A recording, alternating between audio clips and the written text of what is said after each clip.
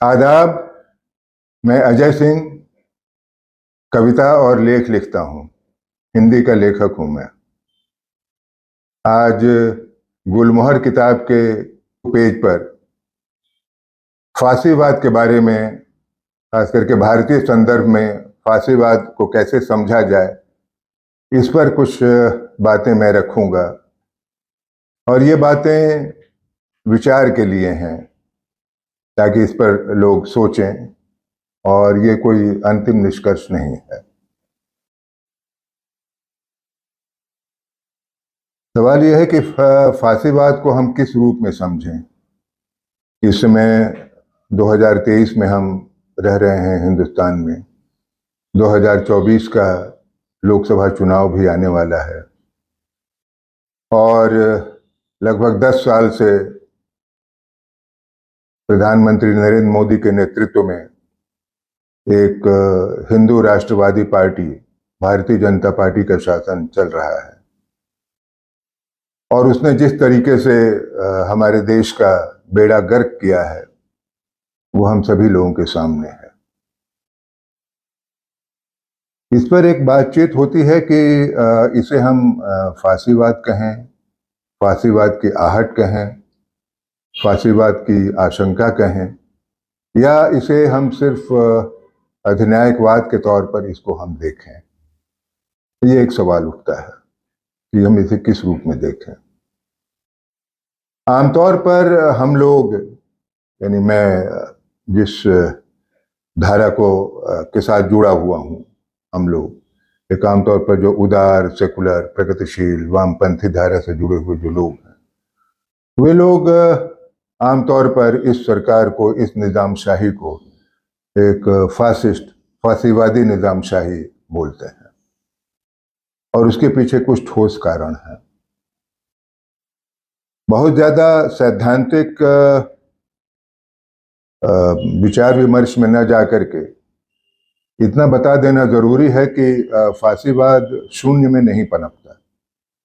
वह ठोस भौतिक स्थितियों में ही उसकी पैदाइश होती है, और वह भी एक राजनीतिक विचारधारा है, वो पॉलिटिकल आइडियोलॉजी है। और फांसीवाद आमतौर पर पूंजीवादी लोकतंत्र के गर्भ से ही पैदा होता है। इस बात को भी समझना चाहिए। फांसीवाद अचानक नहीं आ जाता। कुछ ऐसी परिस्थितियां होती हैं कि जो उसको ले आती हैं, सामने लाती हैं। और अगर थोड़ा सा हम इतिहास में देखें तो इटली में मुसोलिनी का फांसीवाद और जर्मनी में हिटलर का नाजीवाद, दोनों संसदीय लोकतंत्र के माध्यम से ही आए, यानी चुनाव के जरिए, इलेक्टोरल डेमोक्रेसी के जरिए। और फिर उसके बाद जो हुआ वो सभी लोगों के सामने है। तो इस बात को थोड़ा सा समझना चाहिए कि जैसे जैसे हमारे देश में, खास करके 1980 के दशक के बाद से, जैसे जैसे अर्थनीति का, आर्थिक नीतियों का और राजनीति का एक दक्षिणपंथीकरण जिस तरीके से शुरू हुआ, एक राइट विंग शिफ्ट जिस तरीके से शुरू हुआ, उसने आगे चल करके एक हमारे देश में एक अलग तरह के फांसीवादी संकट को उसने पैदा किया है।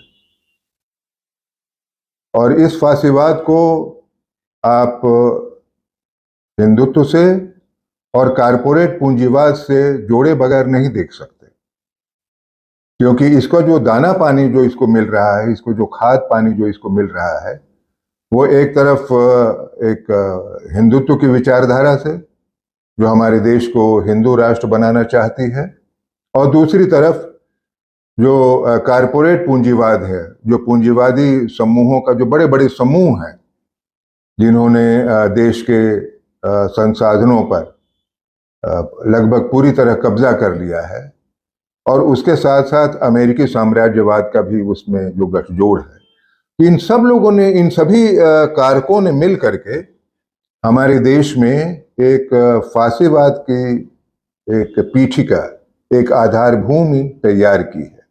इसको हमें समझना चाहिए। और इसीलिए आप यह देखिएगा कि जो बड़े पैमाने पर एक तरफ तो बेरोजगारी बढ़ी है, भूखमरी बढ़ी है, विपन्नता बढ़ी है, तरह तरह की असमानताएं बढ़ी हैं, और खास करके मुसलमानों पर हमले बढ़े हैं, औरतों पर भी हमले बढ़े हैं। उसी के साथ साथ राजसत्ता का जिस तरीके से केंद्रीकरण हुआ है और पूंजीवादी लोकतंत्र का जिस तरीके से ह्रास हुआ है, क्षरण हुआ है, उन सब ने मिल करके एक फांसीवाद के लिए हमारे देश में आधार तैयार किया है।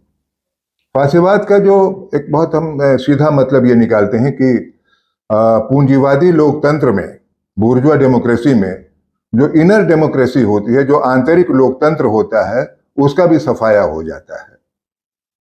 यानी फांसीवाद पूंजीवाद का ही एक चरम या विकृत रूप है। यानी लेनिन की तो एक थीसिस है ना कि साम्राज्यवाद पूंजीवाद की चरम अवस्था। लेकिन वहीं से आगे बढ़ करके, उसी अवस्था से आगे बढ़ करके जो अंदरूनी लोकतंत्र है उस पूंजीवादी साम्राज्यवादी व्यवस्था में, उसका खात्मा करते हुए एक फांसीवाद का एक आगाज होता है।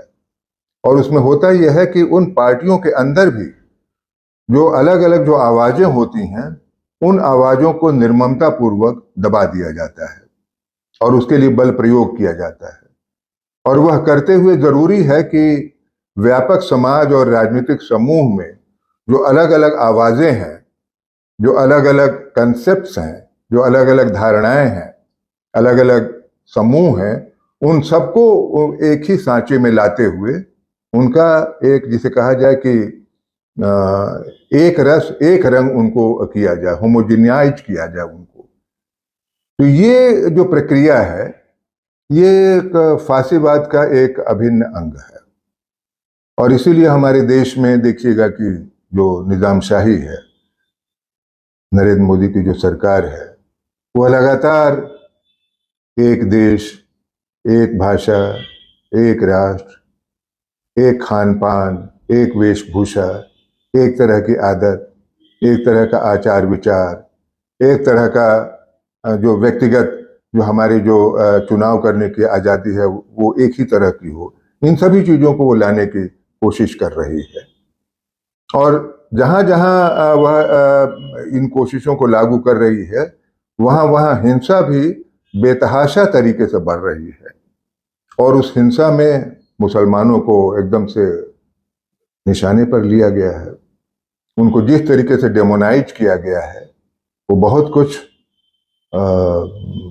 हिटलरी जर्मनी में यहूदियों को जिस तरीके से डेमोनाइज किया गया था, उसको एक उसकी याद दिलाता है।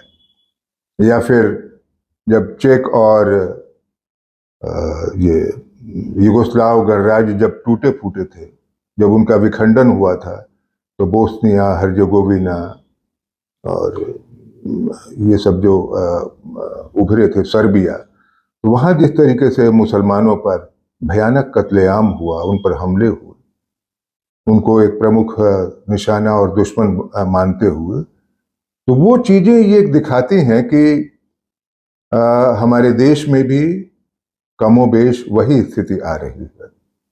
और इसीलिए आप ये देखिएगा कि यहाँ मुसलमानों के जनसंहार की, जेनोसाइड की खुलेआम अपीलें की जा रही हैं और लगातार वह खतरा भी बढ़ रहा है। कई जगह ऐसी घटनाएं भी हुई हैं। तो ये जो चीजें जो आ रही हैं हमारे देश में, और उसी के साथ साथ जो बोलने की आज़ादी है, अभिव्यक्ति की आज़ादी है, लिखने की आज़ादी है, कला को परफॉर्म करने की आज़ादी है, उस पर लगातार अंकुश, पहरेदारी और एक सेंसरशिप लगातार लागू किया जा रहा है। अब हालत ये हो गई है कि स्कूल, कॉलेज, विश्वविद्यालय में डिबेट्स, सिंपोजियम वगैरह लगभग बंद हो गए हैं। उनमें एक विचार विमर्श, मीटिंगें, समूह, यूनियन बनाना, एक समूह बनाना, ये सब बंद हो गया है। और एक सर्विलांस हर जगह एक निगरानी करने की व्यवस्था कायम हो गई है।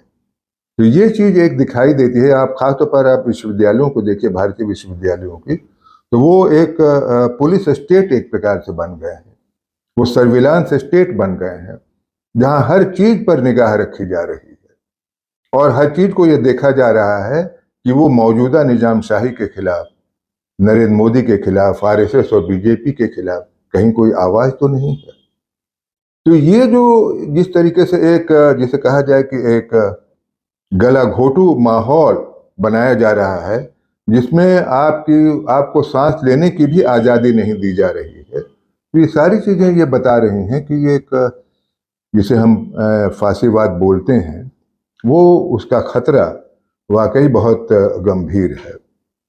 और ये खतरा इस नाते भी बहुत गंभीर होता जा रहा है कि अभी जो नरेंद्र मोदी का जो भाषण था लाल किले की प्राचीर से, उस भाषण को अगर आपने गौर से देखते सुना होगा, जिसमें उन्होंने कहा कि अगले साल भी मैं ही झंडा फहराने आऊंगा यहाँ पर, और उसमें जिस तरीके से अहंकार और दर्प बोल रहा था, मुझे याद नहीं आता कि इसके पहले किसी भी प्रधानमंत्री ने इस तरीके से कहा हो।